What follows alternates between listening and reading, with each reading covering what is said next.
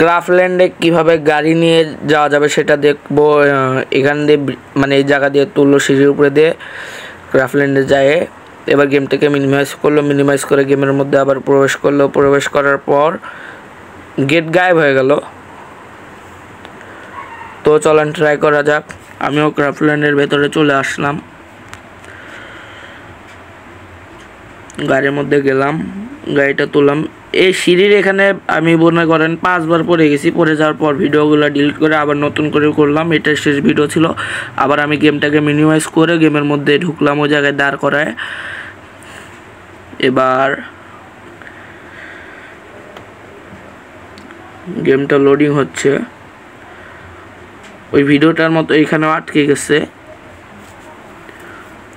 সত্যি দেখে গেট গায়েব হয়ে গেছে। তাহলে এই ট্রিকটা কাজ করে। হ্যাঁ, এই ট্রিকটা কাজ করে। তো আপনারা ইউজ করে দেখতে পারেন, ট্রাই করতে পারেন। আর একটা মজার বিষয় হলো এই ট্রিকটা আমি আগেও একবার করছি, মাঝে মাঝে গাড়িটা গায়েব হয়ে যায়। তো আর কি বলবো, দেখা হচ্ছে নেক্সট পার্টে। ভালো থাকবেন, সুস্থ থাকবেন, আল্লাহ হাফেজ।